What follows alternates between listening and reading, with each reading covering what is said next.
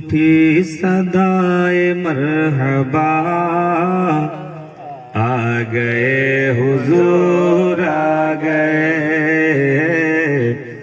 گئے حضور آ گئے جشن عید 12ویں منا آ گئے حضور آ گئے حضور آ گئے کہہ دیجئے سبحان اللہ کہ عرش فرش کی تھی گفتگو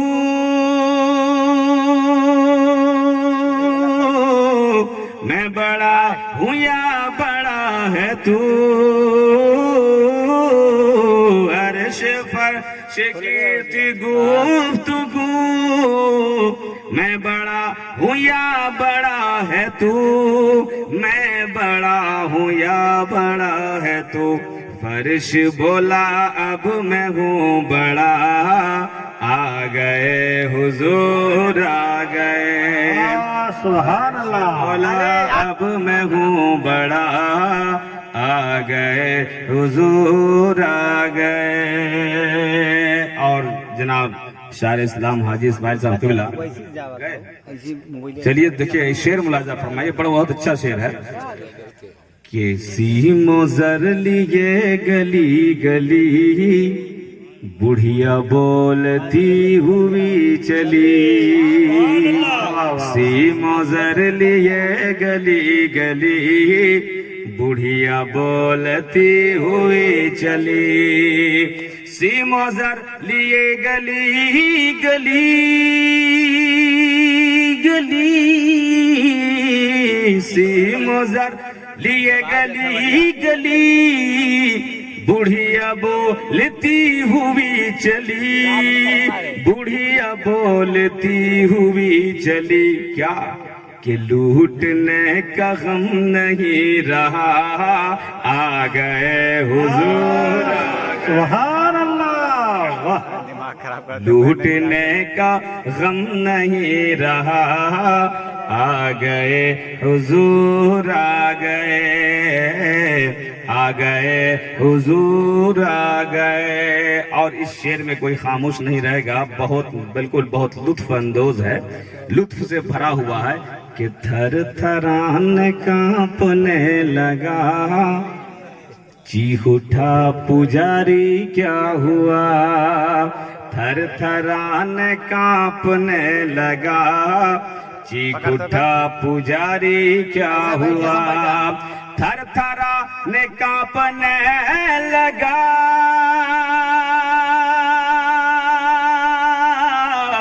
چیخ اٹھا پجاری کیا ہوا چیخ اٹھا پجاری کیا ہوا سجدے میں گر کے بت نے یہ کہا آ گئے حضور آ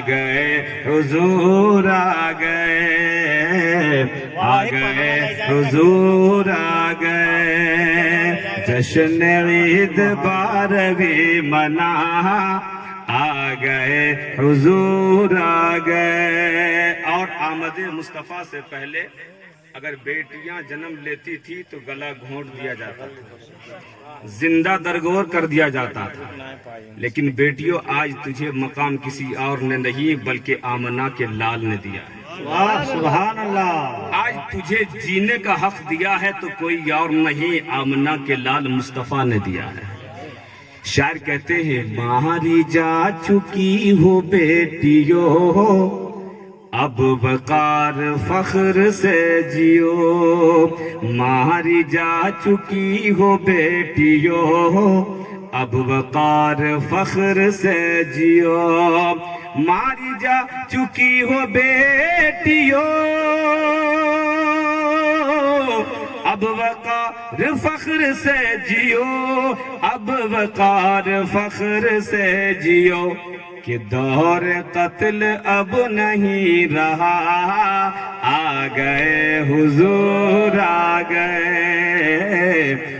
گئے حضور آ گئے جشن عید 12ویں منا آ گئے حضور آ گئے حضور آ گئے حضور آ گئے جشن عید 12ویں منا آ گئے حضور آ گئے درشی پڑھیں اللہ رب محمد اللهم صل على سيدنا مولانا محمد صلی اللہ علیہ وسلم نحن عباد محمد صلی اللہ علیہ وسلم صلاة و سلاما علیکہ یا رسول اللہ اللہ کے پیارے حبیب صلی اللہ علیہ وسلم فرماتے ہیں 12 بجے ختم اول ما خلق اللہ نوری سب سے پہلے اللہ تعالیٰ نے میرے نور کو پیدا فرمایا سبحان اللہ زور سے بولیں سب سے پہلے زمین سے پہلے آسمان سے پہلے لوح و قلم سے پہلے عرش و کرسی سے پہلے لامکان سے پہلے تحت الثری سے پہلے سدرۃ المنتہا سے پہلے اوج ثریا سے پہلے لامکان سے پہلے او ادنا سے پہلے قاب قوسین سے پہلے سب سے پہلے اللہ نے پیدا کیا تو میرے نور کو پیدا کیا اللہ نے کون کہہ رہے ہیں مدینے کے آقا فرما رہے ہیں سب سے پہلے اب سوال پیدا ہوتا ہے کہ نور محمدی کو پہلے پیدا اللہ نے کیوں فرمایا پہلے زمین کو بنا دیتا آسمان کو پیدا کر دیتا چاند و سورج کو بنا دیتا لیل و نہار کو بنا دیتا ساری چیزوں کو اللہ پیدا کرتا پھر نور محمد کو پیدا فرماتا لیکن ان تمام چیزوں سے پہلے اللہ نے نبی کے نور کو پیدا کیوں فرمایا اس میں کچھ نہ کچھ تو راز ہے راز یہ ہے اگر فلسفہ سمجھ لیں گے تو مزہ آ جائے گا مثال کے طور پر اللہ نے سب سے پہلے پیدا کیوں فرمایا نبی کے نور کو مثال ملاحظہ فرمائے آپ کے خطیب و امام مولانا ارباب صاحب قبلہ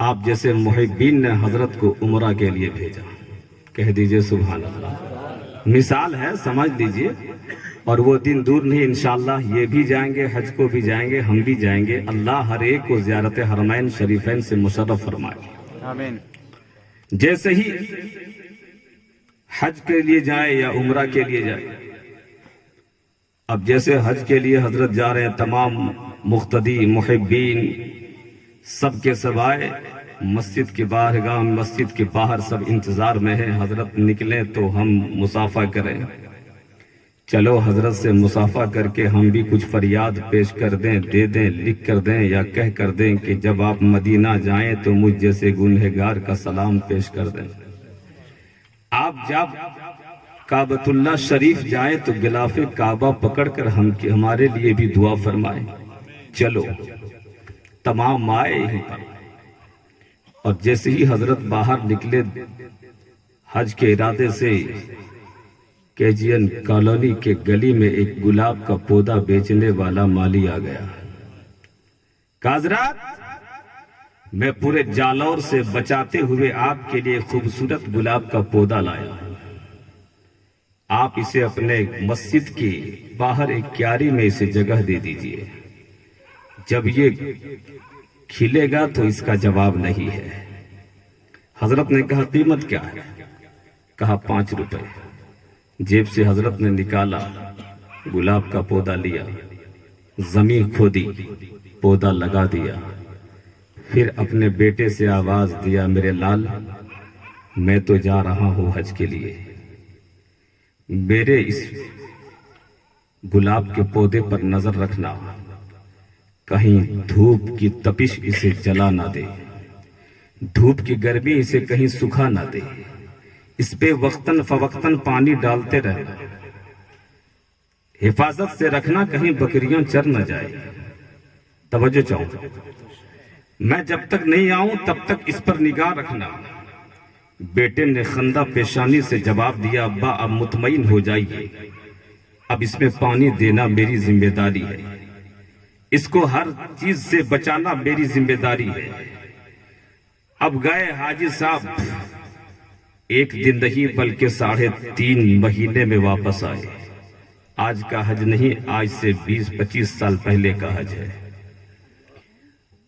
3.5 مہینے میں جب واپس آئے اپنے ساتھ آب زمزم بھی لیے آئے ہیں. کہہ دیجئے سبحان اللہ.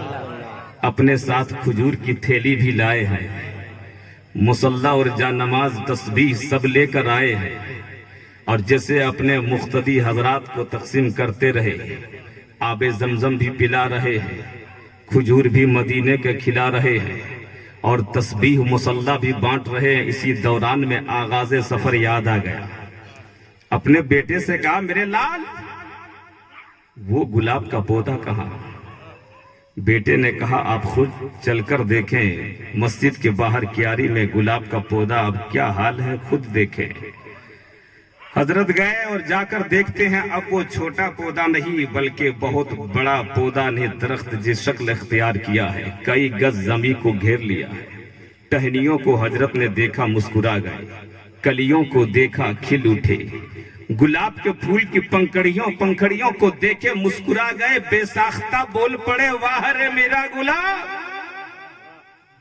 واہ رے میرا گلاب. اب اتنا کہنا تھا، زمین چیخ اٹھی، او حاجی صاحب ابھی تازہ ترین حج ہے اور بےمانی شروع. آب زمزم کا پانی جسم میں ابھی گردش کر رہا ہے. مدینے کی جالی آپ کی نظروں کے سامنے سجی ہے. ہاتھ میں غلاف کعبہ کی خوشبو سلامت ہے اور بےمانی شروع. اگر یہ آپ کا پودا تھا تو مالی سے لے کر ہتھیلی میں کیوں نہیں جمایا تھا؟ میرے چھاتی کو چیر کر کیوں دفن کیا؟ میرے سینے پر اسے کیوں جمایا؟ یہ آپ کا گلاب نہیں بلکہ میرا بھی گلاب ہے. بول دیجئے. اب زمین کا اتنا کہنا تھا کہ دور سے گرد و غبار اڑاتے ہوئے، دھول اڑاتے ہوئے ہوا کا تیز جھونکا آیا. ہوا کہتی، زمین خاموش ہو جا، اس میں تیرا حق نہیں بلکہ میرا بھی حق ہے. اگر تو نے اسے جگہ سینے میں جگہ دی ہے تو میں نے صبح صادق کے وقت نسیم سحر بن کر جھولا بھی جھلایا ہے، باد صبا بن کر اسے جھولا بھی جھلایا ہے. اس میں تیرا حق نہیں بلکہ میرا بھی حق ہے. اب اتنا کہنا تھا، دور سے شبنم آنسو کی شکل اختیار کر کے ٹپک پڑی، اور ہوا سے شبنم کہتی ہے، ہوا یہ صرف تیرا نہیں بلکہ میرا بھی حق ہے. اگر تو نے اسے جھولا جھلایا ہے تو چہرے پر گرد بھی ڈالا ہے، اس کے چہرے پر دھول بھی ڈالا ہے. صبح صادق کے وقت وضو میں نے کرایا ہے، اسے غسل میں نے کرایا ہے تاکہ یہ فجر کے وقت اللہ کا ذکر کر سکے. اے ہوا، اس میں تیرا نہیں بلکہ میرا بھی حق ہے. اتنا کہنا تھا کہ سورج بھی بول پڑا. اگر میں اپنی دھوپ کی تمازت اس پر نچھاور نہیں کرتا تو اس پر توانائی نہیں آتی. اس کے اندر وہ جو ہے ڈالیاں جو دکھ رہے ہیں وہ ڈالیاں نظر نہیں آتی. اس کے اندر جو دیکھ رہے ہیں آپ ہریالی، وہ ہریالی نظر نہیں آتی. یہ میرا احسان ہے، اس لیے یہ گلاب تیرا نہیں بلکہ میرا ہے. اتنا کہنا تھا، چاند بھی بول پڑا. کہتا ہے کہ سورج، یہ گلاب تیرا نہیں بلکہ میرا بھی ہے. تو نے دھوپ کی تمازت دی ہے تو میں نے اپنی چاندنی کو بھی نچھاور کیا ہے. اگر میں اپنی چاندنی نچھاور نہیں کرتا، چاند کہتا ہے کہ اس کے اندر حسن کہاں سے آتا، اس کے اندر خوبصورتی کہاں سے آتی. گویا اس میں میرا احسان ہے. اب غور کریں،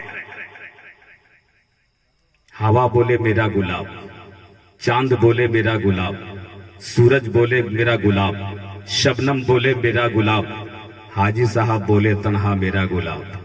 ایک پودا جس پر اتنے احسانات کہ سب بولے میرا گلاب، میرا گلاب، میرا گلاب. میرا احسان ہے کہ یہ زندہ ہے، میرا احسان ہے کہ میرے چھاتی پہ کھڑا ہے، میرا احسان ہے کہ اس کو میں نے غسل کرایا ہے، میرا احسان ہے کہ اس کے اندر توانائی آئی ہے. گویا اتنے احسانات، ایک چھوٹا سا پودا گردن جھکایا ہوا ہے احسانات سے، بلا تمثیل. خلق اول اگر نبی کے نور سے پہلے زمین کو بنا دیتا नबी के नूर से पहले आसमां को बना देता, नबी के नूर से पहले कायनात को बना देता, फिर नूरे मोहम्मदी को जमीन पे भेजता तो नूरे मोहम्मदी को देखकर जमीन आंखें मिलाकर कहती, या मोहम्मद, अगर मैं ना होता तो किसके छाती पर पैर रखकर चला करते। यही हवा आंखें दिखाकर बोलती, या मोहम्मद, अगर मैं ना होती तो आप सांस लेते, आपकी जिंदगी कैसे बाकी रहती। गोया के बादल भी कहता, अगर मैं ना होता तो आपके ऊपर साया करके कौन चलता। यही सूरज भी कहता, अगर मैं ना होता तो आप अंधेरे में कैसे चला करते।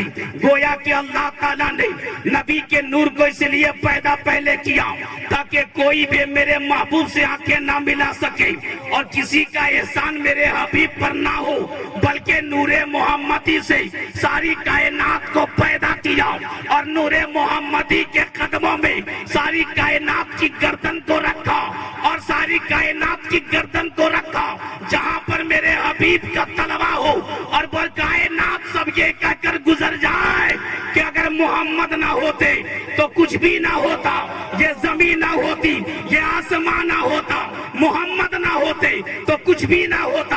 आला हजरत फरमाते हैं, जमीनो जमा तुम्हारे लिए, मकीनो मका तुम्हारे लिए, चुनी न चुना तुम्हारे लिए, बने दो जहां तुम्हारे लिए, दहन में जबा तुम्हारे लिए, बदन में है जा तुम्हारे लिए, हम आए यहाँ तुम्हारे लिए, उठे भी वहां तुम्हारे लिए, से लेवा के तले सबा में फूले, वो बाग फूले के दिन हो भले, सबा वो चले सना में खुले, रजा की जबा तुम्हारे।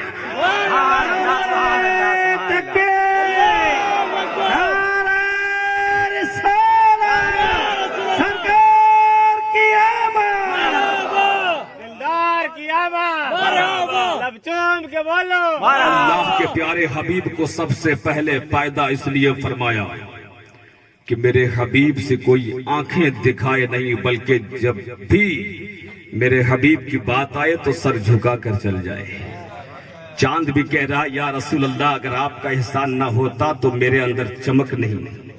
सूरज कहता है, या रसूल अल्लाह, अगर आपका एहसान ना होता तो मुझे बुलंदी नहीं मिलती। आसमान भी एहसानमंद है, या हबीब अल्लाह, अगर आप ना होते तो मुझे जो है फौकियत और अजमत नहीं मिलती। गोया के सारी चीजें एहसानमंद हैं, सब यही कहते, मोहम्मद ना होते तो कुछ भी ना होता। इसीलिए कहा जाता है, जब जब आपका गुजर किसी दरख्त के सामने से हो, सुबह उठकर आपकी नजर अगर सूरज पे पड़ जाए, शाम के वक्त अगर आपकी नजर चांद पे टकरा जाए और अगर पहाड़ की चोटी पे टकरा जाए, जहां जहां से गुजरो तो नबी पर दुरूद पढ़ते गुजर जाओ। इसलिए कि जितनी चीजें अल्लाह ने पैदा की है सब नूरे मुस्तफा।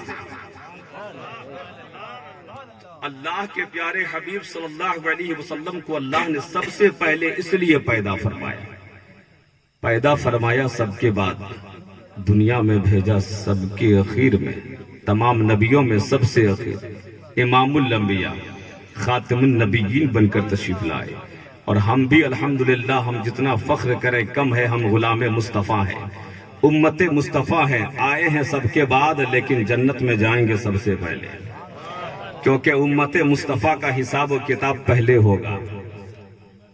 नूह की उम्मत बाद में, ईसा अलैहिस्सलाम की उम्मत की बाद में, मूसा कलीमुल्लाह की उम्मत की हिसाब बाद में। गोया के सब नबियों के उम्मतों की हिसाब व किताब बाद में है। मैदान महशर में सबसे पहले अगर किसी का हिसाब होगा तो उम्मत मुस्तफ़ा का। तो हम अपने किस्मत पर जितना नाज करेंगे कम है। अल्लाह के प्यारे हबीब सल्लल्लाहु अलैहि वसल्लम के बारे में कुरान में क्या फरमाया? ए महबूब आप कह दीजिए, ए महबूब आप कह दीजिए, अगर तुम अल्लाह से मोहब्बत करना चाहते हो तो मेरी इत्तिबा करो, नबी के कौनैन के नक्श कदम पर चलो, नबी के कौनैन से मोहब्बत करो, नबी की बताई हुई बातों पर अमल करो। युहब्बिबकुमुल्लाह, अल्लाह तुमसे मोहब्बत फरमाएगा। हम नबी से मोहब्बत फरमाएंगे, खुदा हमसे मोहब्बत फरमाएगा। आला हजरत फरमाते हैं, खुदा की रजा चाहते हैं दो आलम, खुदा चाहता है रजाए मोहम्मद। आज हम झंडा लगाते हैं तो कोई कहता है शिर्क है। ये झंडा कहां से साबित है? ارے نادان، اگر تمہیں دارالعلوم دیوبند ندوہ میں نہیں پڑھایا جاتا ہے تو آ جاؤ اشرفیہ اور بریلی منظر اسلام میں۔ سبحان اللہ۔ اگر وہ تمہیں وہ کتاب یا وہ حدیث یا وہ واقعہ اگر نہیں بتاتا تو آؤ بریلی، بتاتا ہوں یہ جھنڈا لگانا کسی اور کی سنت نہیں، سنت جبرائیل ہے۔ جھوم کے بولو۔ جب اللہ نے اپنے حبیب کو بھیجا تو جبریل سے کہا جبریل 3 جھنڈے لے کر جاؤ، ایک جھنڈا خانے کعبہ میں لگا دینا، بولیے سبحان اللہ، ایک جھنڈا مشرق میں لگا دینا، ایک جھنڈا مغرب میں لگا دینا۔ اب اس جھنڈے کا مطلب آپ نے سمجھا؟ ایک مشرق، مغرب اور ایک خانے کعبہ میں۔ مثال یہ ہے، جھنڈے کا مطلب یہ ہے، ہندوستان کا پرچم کشمیر سے لے کر کنیا کماری تک جہاں جہاں بھی دیکھیں گے، اور وہ جھنڈا ہمیں یہ اس بات کی گواہی دیتا ہے جہاں جھنڈا ہمارا وطن کا لہر رہا ہے وہاں تک حکومت ہماری ہے، وہاں تک زمین ہماری ہے، وہاں تک دبدبہ ہمارا ہے۔ اب جیسے ہی کشمیر کراس کریں گے پاکستان، وہاں پر ہمارا جھنڈا نہیں، اگر وہاں ہمارا جھنڈا اگر لگا دیا جائے تو وہ اکھاڑ دے گا۔ پاکستان کا جھنڈا اگر یہاں کوئی لگا دے تو ہم بھی اکھاڑ کر پھینک دیں گے، کیونکہ یہ ہمارا وطن ہے، قبضہ ہمارا ہے، زمین ہماری ہے، کسی اور کی حکومت ہندوستان میں نہیں چلے گی، یہاں تو ہندوستان کے بادشاہ کی حکومت چلے گی۔ اسی طرح ہر ملک کا ایک پرچم ہے، ہندوستان کا پرچم پاکستان میں نہیں لہرایا جا سکتا، پاکستان کا جھنڈا چین میں نہیں لہرایا جا سکتا، چین کا جھنڈا امریکہ میں نہیں لہرایا جا سکتا۔ گویا کہ ایک دوسرے کا جھنڈا پرچم کسی اور دیش میں نہیں لگا سکتا ہے۔ اس سے یہ ثابت ہو گیا جہاں تک جھنڈا دیش کا لگا ہے وہیں تک اس کی حکومت محدود ہے، اس کی حکومت وہیں تک محدود ہے۔ نہ وہ پاکستان میں حکومت کر سکتا ہے، نہ وہ افغان میں حکومت کر سکتا ہے، نہ وہ لندن میں حکومت کر سکتا ہے، نہ وہ امریکہ میں حکومت کر سکتا ہے، نہ وہ چین میں حکومت کر سکتا ہے۔ جہاں تک اس کی حکومت ہے جھنڈا اسی کا رہے گا، کسی اور کا نہیں۔ گویا کہ جبریل امین نے بتا دیا، اے دنیا والوں، چاہے امریکی ہو، چاہے وہ لندنی ہو، چاہے وہ افریقی ہو، چاہے وہ افغانی ہو، چاہے وہ ہندوستانی ہو، چاہے وہ پاکستانی ہو، چاہے وہ کسی بھی ملک کے رہنے والے ہو، جبریل نے بتا دیا تم اپنے اپنے ملک میں اپنا پرچم لہرانا، لیکن یاد رکھنا یہ آنے والا بادشاہ ہند کا نہیں، صرف امریکہ کا نہیں، صرف لندن کا نہیں، صرف کسی اور ممالک کا نہیں، بلکہ آنے والا بادشاہ مشرق سے لے کر مغرب تک اور زمین سے لے کر آسمان تک وہ بادشاہ تشریف لا رہے ہیں۔ اعلیٰ حضرت فرماتے ہیں خالق کل نے آپ کو مالک کل بنا دیا، دونوں جہاں ہیں آپ کے قبضہ و اختیار، میرے آقا کے قبضے میں دونوں جہان ہے، دونوں جہان ہے۔ آپ یہاں بھی اگر مدینے کا جھنڈا لہرائیں گے کوئی روک نہیں سکتا، حبیب کا جھنڈا کسی بھی خطے میں لگا دے کوئی بھی ملک کا بادشاہ اسے روک نہیں سکتا، کیونکہ یہ کسی اور کا یہ پرچم نہیں، پرچم اسلام ہے اور محمد مصطفیٰ کا پرچم ہے۔ اس سے یہ گواہی ہے، یہ شہادت ہے، یہ پرچم کہ رسول کی حکومت صرف ایک جگہ نہیں، پوری کائنات میں رسول کی حکومت ہے۔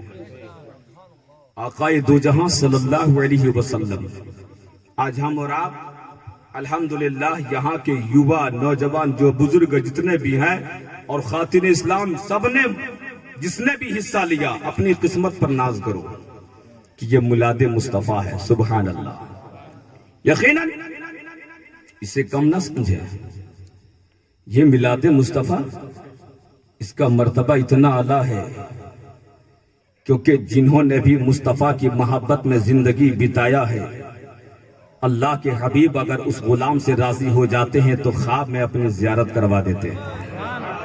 وہ بریلی کے رضا جنہوں نے پوری زندگی عشق مصطفیٰ میں بتائی ہے، وہ بریلی کے رضا جب مدینہ شریف میں گئے اور روضہ مصطفیٰ کے سامنے نعت مصطفیٰ گنگنانے لگے، وہ صبح لالا زار پھرتے ہیں، تیرے دن اے بہار پھرتے ہیں، جو تیرے در سے یار پھرتے ہیں، در بدر یوں ہی خار پھرتے ہیں۔ نبی کی دیدار نہیں ہو پائی، پھر اعلیٰ حضرت نے فرمایا کوئی کیوں پوچھے تیری بات رضا، تجھ سے کتے ہزار پھرتے ہیں۔ اپنے آپ کو مدینے کے کتے سے کم تر بنایا کہ رضا تجھ جیسے یہاں ہزار پھرتے ہیں، تجھے نبی کی دیدار نہیں ہو سکتی ہے۔ یہ جیسے ہی اشعار، یہ شعر بولنا ہی تھا کہ گنبد خضرا روضہ مصطفیٰ سے دست مصطفیٰ باہر آ گیا۔ سبحان اللہ، سبحان اللہ، دست مصطفیٰ باہر آ گیا۔ آقا دو جہاں کہتے ہیں احمد رضا تجھے میں سن رہا ہوں اور میں دیکھ رہا ہوں۔ آقا کائنات نے اپنے دست مقدس کو نکال کر دکھا دیا۔ اعلیٰ حضرت فرماتے ہیں ان کی مہک نے دل کے گنچے کھلا دیے ہیں، جس راہ چل دیے ہیں کوچے بسا دیے ہیں۔ تو زندہ ہے واللہ، تو زندہ ہے واللہ، میرے چشم عالم سے چھپ جانے والے، چمک تجھ سے پاتے ہیں سب پانے والے، میرا دل بھی چمکا دے چمکانے والے۔ ہم اس حبیب کے، اس نبی کے عشق میں بیٹھے ہیں جو اپنے محبوب اپنے دیوانوں کو خوابوں میں اور حقیقت میں زیارت کرا دیتے ہیں، اور جن کو نبی کی زیارت ہو جائے، سبحان اللہ، زہر قسمت۔ رسول معظم محبوب الہی نظام الدین اولیاء کے خواب میں جیسے ہی آئے دہلی کی سرزمین پر، مدینے کے آقا محبوب الہی کے گھر میں، محبوب الہی باہر نکلتے ہیں، خوشبو سے بالکل اس کا گھر بالکل بھر چکی ہے، ہر طرف خوشبو مصطفیٰ۔ دروازہ کھولا، کوئی اور نہیں، مدینے کے آقا جلوہ بار ہے۔ سبحان اللہ۔ اندر آئے، جلدی سے دیکھا، کچھ نظر نہیں آیا، اپنے ہی گردن سے رومال کو نکالا اور محبوب الہی نے زمین پر بچھا دیا۔ اب جیسے ہی وہاں پر نیچے وہ ان کا بستر لگے تھے، لیکن پاس میں جب رومال بچھایا، رسول کونین اسی رومال پر بیٹھ گئے، اور جب کچھ دیر کے بعد آقا جاتے ہیں اسی رومال کو پھر واپس کندھے پہ رکھ لیتے۔ تاریخ شاہد ہے کہ اس رومال کی خوشبو دنیا کے کسی بھی صابن یا کسی بھی کیمیکل نے اس خوشبو کو ختم نہیں کر پائی، کوئی بھی صابن اس خوشبو کو نہیں ضائع کر پایا۔ آقا دو جہاں صلی اللہ علیہ وسلم جتنے بھی عاشق ہوتے ہیں حقیقت میں ان کے گھر میں مدینے کے آقا جلوہ بار ہوتے ہیں، انہیں زیارت نصیب ہوتی ہے، اور یہ وہ مقدس محفل ہے، اور اس محفل کا اجر تمہیں دنیا میں بھی ہے، آخرت میں بھی ہے، قبر میں بھی ہے، بلکہ بغیر حب مصطفیٰ کے نہ نماز قبول ہے، نہ سجدہ قبول ہے، نہ حج قبول ہے، نہ روزہ قبول ہے، اگر جب تک کہ دل میں مصطفیٰ کی محبت نہ ہو۔ یہی تو مصطفیٰ کی محبت کی پہچان ہے۔ ہم اور آپ عشق مصطفیٰ میں بیٹھے ہیں، اور جو محبت مصطفیٰ میں جس چیز کو ہم انجام دیتے ہیں، اللہ اسے کبھی رد نہیں کرتا، اللہ اسے قبول فرماتا ہے۔ سبحان اللہ۔ وہی رسول معظم صلی اللہ تعالی علیہ وسلم، آقا دو جہاں صلی اللہ علیہ وسلم کی دست مقدس، کہہ دیجئے سبحان اللہ، دست مقدس رسول معظم صلی اللہ علیہ وسلم کا دست مقدس دیکھیے۔ مدینے کے آقا صلی اللہ تعالی علیہ وسلم ایک مرتبہ کفار مشرکین کا سردار جس کی بکریاں نعمر ایک بندہ چلا رہا تھا، اب اسی راستے سے رسول کونین کا جب گزر ہوا، ابو بکر صدیق ساتھ میں ہے، کہا کہ اے بچہ بکری کا دودھ نکال دو، اجازت ہے؟ کہا کہ یہ اس کا مالک میں نہیں، میرا سردار ہے، میں نہیں دے سکتا۔ تو کہا کہ ٹھیک ہے ایسا کرو، اس بچی جو ہے بکری کا بچہ، وہ بکری کا بچی جو ہے بچی چھوٹی سی ہے، کہا کہ اس سے دودھ نکال لو۔ کہا کہ یہ بکری کا بچہ کا بھی دودھ بھی دے سکتی ہے، ابھی تو چھوٹی ہے۔ کہا تم اجازت دے دو۔ مدینے کے آقا کو اجازت ملی ہے، آقا نے دست مصطفیٰ سے اس کے تھن میں جیسے ہی مس کیا، لبالب دودھ سے بھر گیا۔ سبحان اللہ، دودھ سے بھر گیا۔ آقا نے دودھ نکال کر ابو بکر کو پلاتے ہیں، خود بھی پیتے ہیں، واپس ہاتھ سے مس کر دیتے ہیں، وہ دودھ کا تھن واپس خشک ہو جاتا ہے، اور وہ دودھ، وہ بچہ بھی وہ نوش فرماتا ہے نوعمر۔ گویا کہ آقا کائنات کا وہ دست مقدس ہے کہ جب حضرت قتادہ کی آنکھ جب جنگ میں غزوے میں باہر نکل گئی، تیر پیوست ہوا تھا، حضرت قتادہ نہ کسی ہاسپٹل میں گیا، نہ کسی جو طبیب کے پاس گیا، نہ کسی ڈاکٹر کے پاس گیا، بلکہ حضرت قتادہ صحابہ رسول کہیں اور نہیں بارگاہ مصطفیٰ میں آتے ہیں، عرض کرتے یا رسول اللہ میری آنکھ بہ کر باہر آ گئی ہے، آپ اسے درست فرما دیں۔ مدینے کی آقا نے اپنے ہاتھ سے اسی بہتی ہوئی آنکھ کو اٹھا کر اسی جگہ پر رکھ دیتے ہیں اور مل دیتے ہیں۔ آقا فرماتے ہیں قتادہ اب بتا دو کیسی حالت ہے؟ حضرت قتادہ عرض کرتے یا رسول اللہ خدا کی قسم پہلے سے زیادہ روشنی بھی ہے اور ٹھنڈک محسوس ہو۔ سبحان اللہ۔ اسی لیے آقا فرماتے ہیں کہ ہاتھ جے سمت اٹھانے کر دیا، ہاتھ جی سمت اٹھانے کر دیا، موج بہر سما ہے لاکھوں سلام۔ سبحان اللہ۔ رسول کونین صلی اللہ تعالیٰ علیہ وسلم کی بات ہے، آقا دو جہاں صلی اللہ علیہ وسلم، سبحان اللہ، وہ لعاب دہن، وہ تھوک شریف جس کا کوئی جواب نہیں۔ جب حضرت ابو بکر صدیق کو غار ثور میں اس سانپ نے ڈنک مارا، آقا نے لعاب دہن لگایا، پورا زہر اتر گیا۔ سبحان اللہ، وہی لعاب دہن ہے جب نبی کے کون و مکان کے داماد مصطفیٰ مولا علی، جب بابے خیبر کے لیے مولا علی نے بلا کر کہا یہ پرچم لو، آج تیرے ہاتھ سے کامیابی ہوگی، اللہ اکبر، مولا علی فرماتے عرض کرتے یا رسول اللہ میری آنکھ میں درد ہے، آقا نے لعاب دہن آنکھ میں ڈال دیا، درد ختم ہو گیا ہے، چبھن ختم ہو گیا ہے، تکلیف ختم ہو گئی ہے۔ ہاں وہی لعاب دہن کی بات کرتا ہوں۔ حضرت دائی حلیمہ رسول کونین کو 2 سال کے بعد جب واپس اس کے گھر کر رہے ہیں، عبد المطلب کے گھر پہنچانے کے لیے جب دائی حلیمہ جا رہی ہے، اس وقت جب جنگل سے گزر ہوا، ایک خاتون کو دیکھتی کیا ہے کہ کنویں کے پاس بیٹھ کر خوب رو رہی ہے،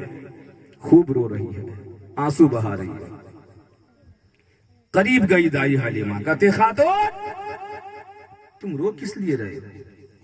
کہا کہ بان دیکھ سفر کرتے کرتے مجھے بہت زور سے پیاس لگی، بان دیکھ جب میں پیاس لگی میری نظروں نے دور سے میری نگاہ جا کر اسی کنویں پر ٹکی، میں قریب آ کر دیکھتی کیا ہوں کہ میں نے جیسے ہی کنویں کے پاس قریب آ کر جھانکنا چاہی، کنویں میں میرا گرفت ڈھیلا ہو گیا اور میرا بیٹا کنویں میں گر گیا۔ دیکھ اب بھی کنویں کا پانی ہچ کو لے کھا رہا ہے، دیکھ میرا لال اس کنویں میں گر گیا ہے، اے میری بہن میرے لال کو بچا لے۔ اللہ اکبر، دائی حلیمہ کہتی ہے، اشارہ کرتی ہے آمنہ کے لال کی طرف، سبحان اللہ، اشارہ کرتی ہے رحمت للعالمین کی طرف، آقا دو جہاں کی طرف، بیٹے روتوں کو ہنسا دے، سبحان اللہ، روتوں کو ہنسا دے۔ آقا دو جہاں کنویں کے درار پر کھڑے ہوتے ہیں، 2 سال کی عمر ہے، اور کنویں میں جا کر آقا تھوک دیتے ہیں۔ کیا کرتے ہیں؟ تھوک دیتے ہیں۔ لعاب دہن جیسے ہی کنویں میں پانی سے ٹچ ہوا، پانی جوش مارتا ہوا اس کا بچہ واپس کر دیتا ہے، سبحان اللہ، واپس کر دیتا ہے۔ اب واپس کرنا ہی تھا، وہ خاتون کہتی ہے اے حلیمہ اپنے ساتھ کوئی بچہ یا فرشتہ لے کر جا رہی ہو؟ تو حلیمہ کہتی ہے اے میری بہن تم ایک میرے بیٹے سے یہ انداز دیکھ کر پریشان ہو، میں جب سے لے کر اس لال کو لے کر گئی ہو تب سے آج تک میں نے کئی عجوبے بات دیکھی ہے۔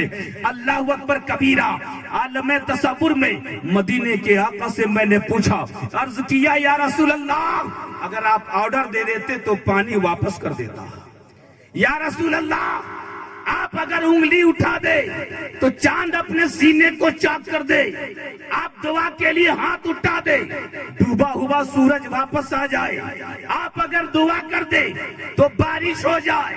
یا رسول اللہ اگر آپ اشارہ کر دیتے تو وہ بچہ پانی واپس کر دیتا, لیکن آپ نے اس میں تھوک شریف ڈالا کیوں؟ آقا دو جہاں جواب دیتے ہیں, اے میرے غلام, سوال کرنے والے میرے غلام, وہ کنویں کا پانی میٹھا نہیں بلکہ کھارا تھا, کھارا تھا, بے مزہ تھا, اس لیے میں نے تھوک ڈالا تاکہ بچہ بھی واپس آ جائے, پانی جو ہے کنویں کا میٹھا بھی ہو جائے. اسی لیے اعلیٰ حضرت فرماتے ہیں کہ جسے کھاری کنویں شیرے جاں بنی, جسے کھاری کنویں شیرے جاں بنی, اس زلال حلاوت پہ لاکھوں سلام. آقا دو جہاں صلی اللہ علیہ وسلم. اب دیکھیے جو اس دور میں کچھ بدعقیدے اعتراض کرتے ہیں, نبی کو علم غیب نہیں, نبی کو علم غیب نہیں, نادان, نگاہ نبوت دیکھو. آقا نے اس پانی کو کبھی چکھا بھی نہیں, ٹیسٹ بھی نہ کیا, لیکن آقا نے دیکھ کر بتا دیا وہ پانی میٹھا نہیں بلکہ کھارا ہے. یہ نگاہ نبوت ہے. ہماری نگاہ نہیں پہچان سکتی, لیکن وہ نگاہ مصطفیٰ ہے.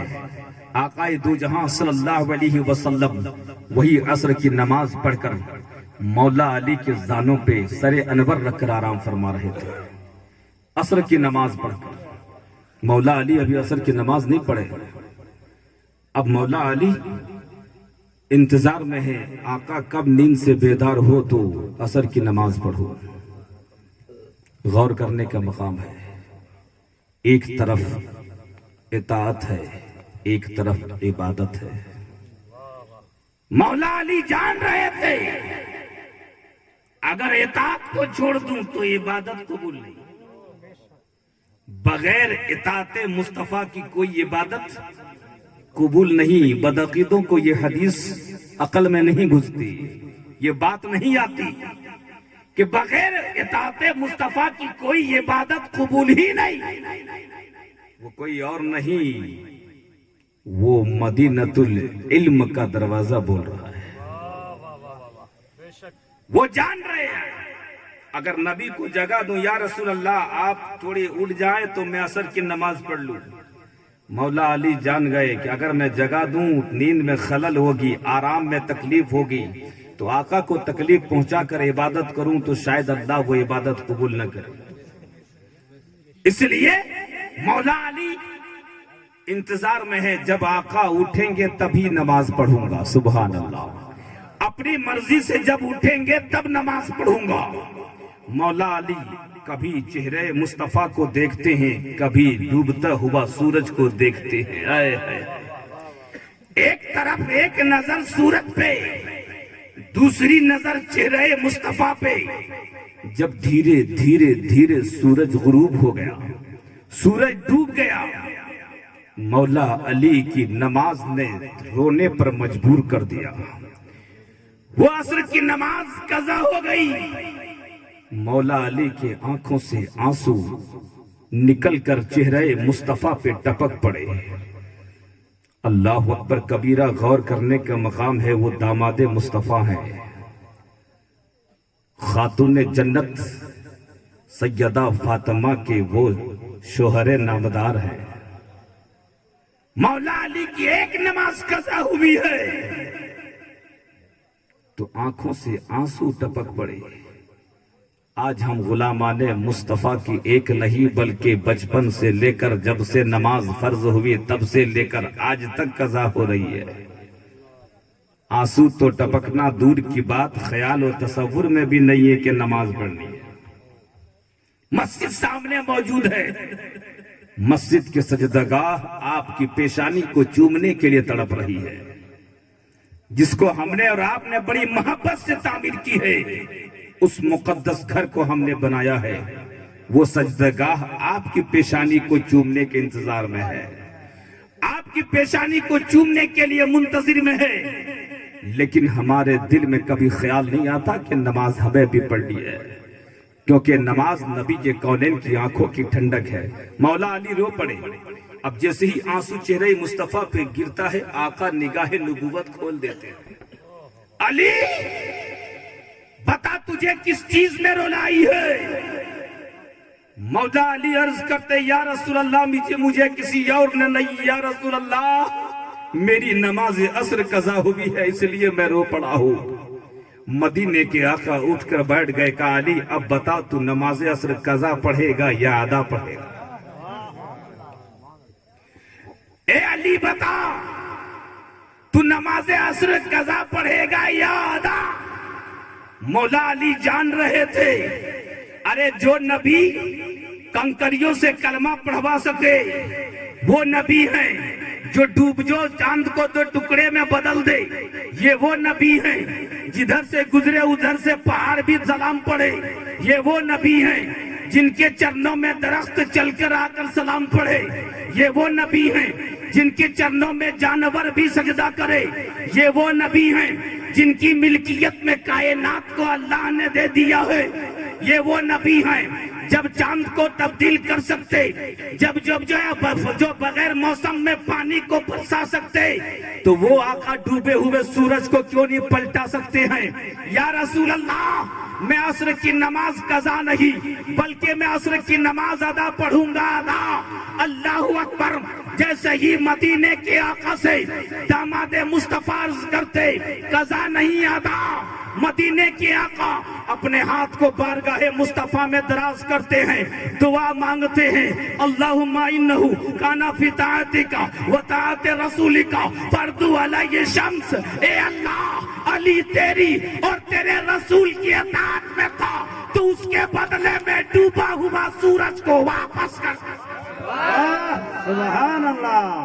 نعرہ رسالہ یا رسول اللہ، یا رسول اللہ، عشق و محبت، عشق و محبت، سبحان اللہ سبحان اللہ۔ بہت اے مولا پروردگار ڈوبے ہوئے سورج کو واپس لوٹا دے، کیونکہ یہ کسی اور کے دنیا دار کے آقاؤں کے اطاعت میں نہیں، احمد مختار کی اطاعت میں بیٹھا ہے۔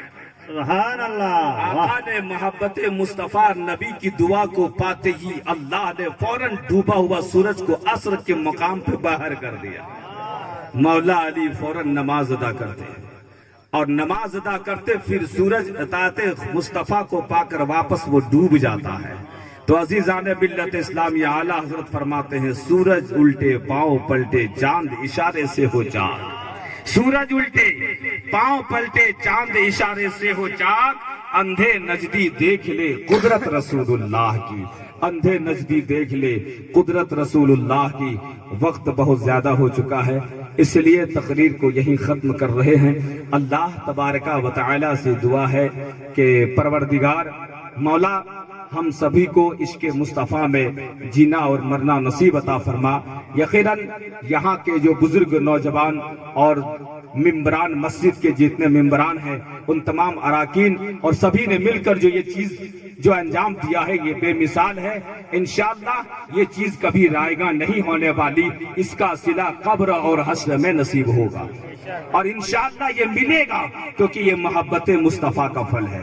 محبت مصطفیٰ کا پھل کبھی بیکار نہیں جاتا، کیونکہ آنے اس کے بعد بھی ایک 11ویں شریف جو پیران پیر دستگیر کا وہ مقدس مہینہ ہے، بڑے پیر غوث اعظم کا مہینہ ہے، وہ بھی مقدس مہینہ آ رہا ہے۔ ایک مثال قائم کیجئے، جب کوئی بزرگوں کا دن آ جائے، جب بھی کوئی نیک اللہ کے محبوب بندوں کا دن آ جائے، اس دن آپ اسی طرح جمع ہو جائیں گے۔ اللہ ان اداؤں کو دیکھ کر اللہ آپ کے سارے خطاؤں کو معاف فرمائے، کیونکہ یہ نبی کا صدقہ ہے اور نبی کے صدقے نبی کے بزرگوں کا وسیلہ جب ہم لگا دیتے ہیں تو اللہ تعالی ہماری دعا قبول کرے نہ کرے، لیکن جب غوث کا وسیلہ لگا دیں، جب خواجہ کا وسیلہ لگا دیں، جب رضا کا وسیلہ لگا دیں، جب مخدوم کا وسیلہ لگا دیں، جب پیا محمود شاہ جیلانی کا وسیلہ لگا دیں، جب میرا داتار کا وسیلہ لگا دیں، جب تمام ولیوں کا وسیلہ لگا دیتے ہیں تو اللہ ان خطا کار بندوں کو نہیں دیکھتا،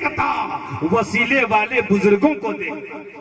سبحان اللہ۔ ان کے صدقے میں اللہ تعالی ہم خطا کاروں کے خطاؤں کو معاف کرتا ہے، ہماری نیک تمناؤں کو پائے تکمیل اللہ پہنچاتا ہے، صرف ہماری وجہ سے نہیں بلکہ ان بزرگوں کے صدقے میں، اور اہل بیت کے صدقے میں، آل رسول کے صدقے میں، نبی کونین کے صدقے میں۔ تو اللہ تعالیٰ سے دعا ہے کہ پروردگار اسی طرح نوجوانوں میں امنگ عطا فرمائے، محبت مصطفیٰ اور اولیاء کی عقیدت کو سلامت عطا فرمائے، اور اسی طرح دھیرے دھیرے اپنے آپ کو اسلام پر جو ہے مکمل اپنے آپ کو اسلام پر جو ہے ڈبو دے، تاکہ جس گلی سے گزرے دنیا کہنے پہ مجبور ہو جائے یہ آنے والا کوئی اور نہیں، یہ غلام مصطفیٰ۔ سبحان اللہ۔ اللہ تبارک و تعالیٰ سے دعا ہے کہ پروردگار ہم سبوں کو صراط المستقیم پر گامزن فرمائے، ہم سب کو محبت مصطفیٰ اور محبت اولیاء میں چلنے کی توفیق عطا فرمائے،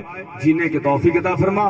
استغفر اللہ استغفر اللہ استغفر اللہ ربی من کل ذنب واتوب الیہ، اشہد ان لا الہ الا اللہ واشہد ان محمد عبدہ ورسولہ۔ السلام علیکم۔